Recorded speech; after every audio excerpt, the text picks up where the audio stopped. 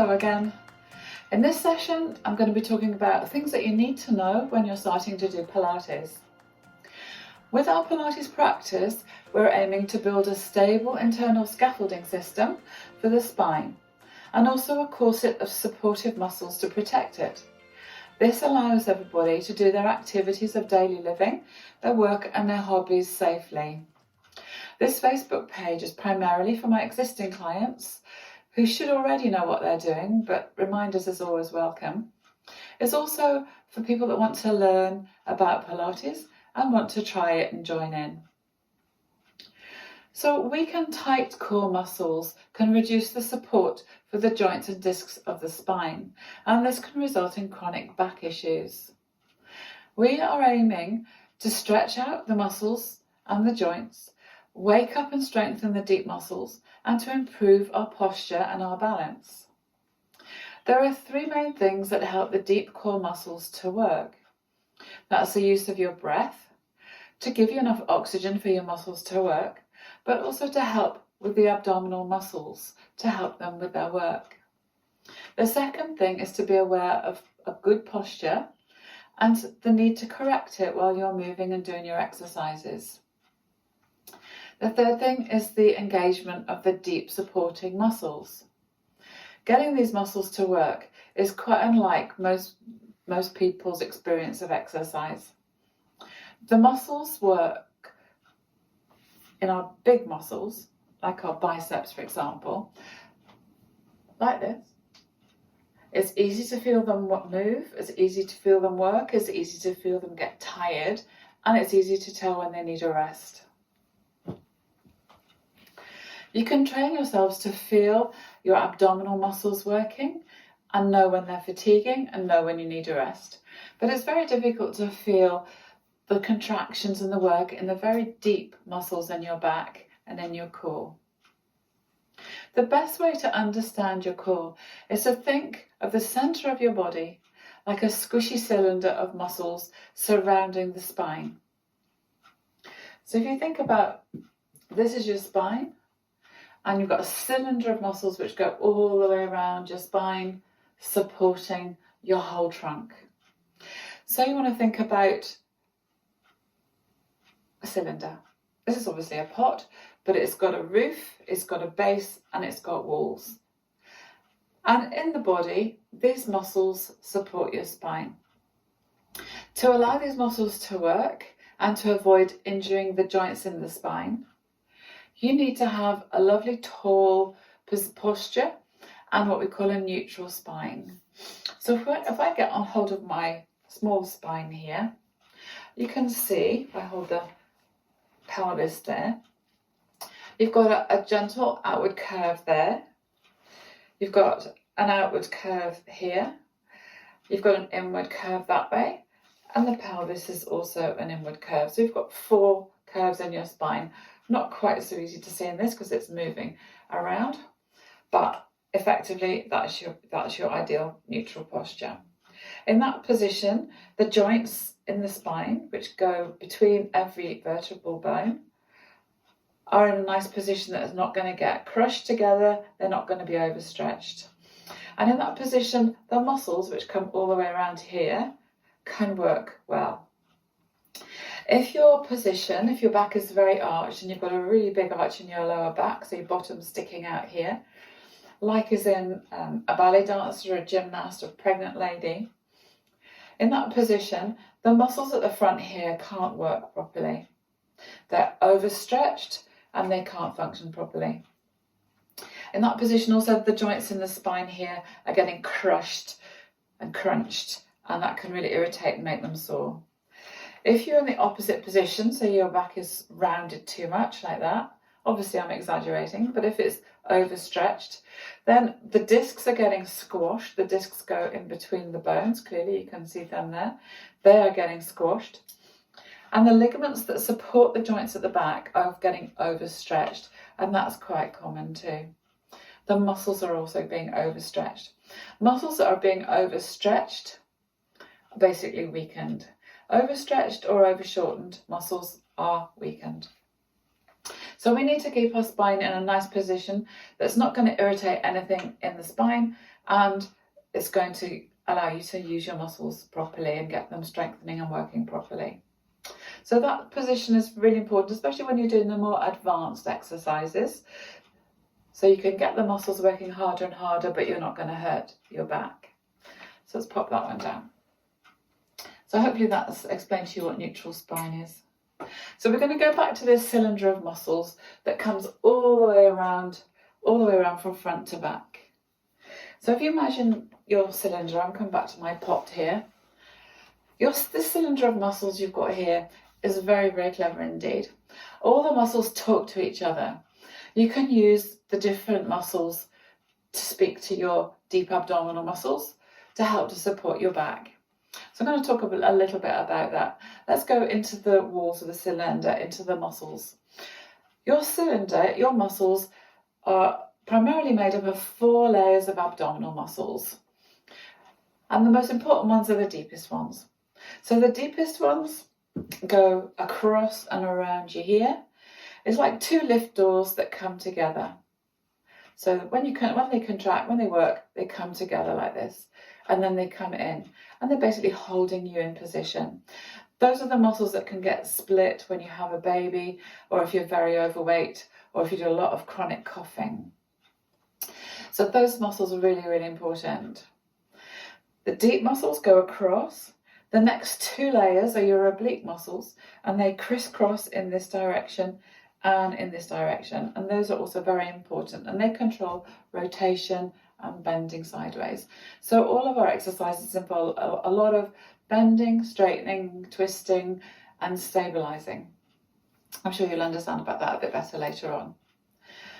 Okay, so if you're trying to get those deep tummy muscles to work, the easiest way to do it is to think about pulling your deep tummy muscles, so that's below your pubic bone here and your belly button, which is about here. So you're thinking about the muscles here. So this is the bony bits of your pelvis here. The bit we're thinking about is below those bony bits and above this bony bit. So you're talking about in here. So you've got to imagine you're going to pull your tummy in here away from your knicker elastic.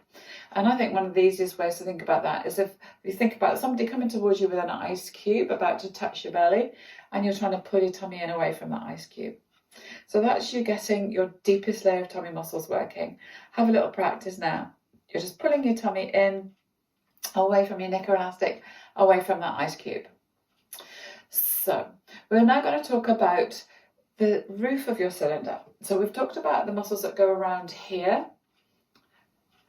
You've got your deepest layer, you've got your 2 layers of obliques, and then you've got your 6-pack, but we don't talk much about that. That's going to work at any opportunity, and all it does is bend forwards. It looks very nice if you're severely underweight, but it's the most important ones for the stability of your spine are the deep 3 layers. So going back to the roof of your cylinder here, that is formed by your diaphragm muscle. That's the muscle that we all breathe with. That's our main breathing muscle. And it goes underneath your ribs. It attaches all the way around your ribs here, and it forms the floor of your chest cavity. When you breathe, the diaphragm goes down as you breathe in, and it comes back up when you breathe out. It's an automatic thing really, but you can control it obviously, and we're going to, with our exercises, we're going to actually use it to help our tummy muscles work. You know, I said about the interconnection of the muscles. You can use that diaphragm muscle to stimulate your tummy muscles working. And the easiest way for you to feel that is to imagine you're blowing out your birthday candles. So you're going to blow out through pursed lips quite hard, and you should feel your tummy muscles work. Do that again. And you feel your tummy work. Now add that into the pulling your tummy in away from your knicker elastic. So you're pulling in, and now you're going to blow out. And you should feel quite a lot of work going on. Now we need to talk about the floor of your cylinder. So coming back here, we've talked about the walls of muscles, we've talked about the roof of a muscle, and now we're going to talk about the floor. The floor is made up of your pelvic floor. Everyone has one, men included. And it goes, here's your pelvis, I'm lifting it up this way. It goes from front to back and everywhere else in between. So it goes from the front to the back and spreads out like this. So the whole area of the bottom of your pelvis is covered by muscles all joined together and going in different directions. They're attached all the way around the rim of your pelvis, your tail, all the way around to the front. And it's vitally important to hold all your bits in, basically. So it's very important, obviously, when we're walking and doing sport, walking, running, even standing, lifting things up, really important that it's working to hold everything in. So if you think about a hammock, this is what your pelvic floor is like. It goes from front to back. When it's floppy, when it's relaxed, it hangs down. When it's working, it lifts up and flattens. So it lifts up and flattens. Saggy when it's not working and when you're breathing and relaxed, and when it's working it lifts up and flattens and supports everything from falling out, basically. So those muscles of your pelvic floor also are interlinked with your tummy muscles, and in Pilates that's a really good way of getting your tummy muscles to work. So what I'm going to get you to do now is to get your pelvic floor to work. So everybody can do this, I'm pretty sure. What you're going to do is think about lifting that hammock and flattening it. So what you have to do is to stop a fart. So if you do that now, lift up inside like you're trying to stop a fart. Bring that sensation forwards as if you're trying to stop doing a wee. And while you're doing that, you should feel already your deep tummy muscles working.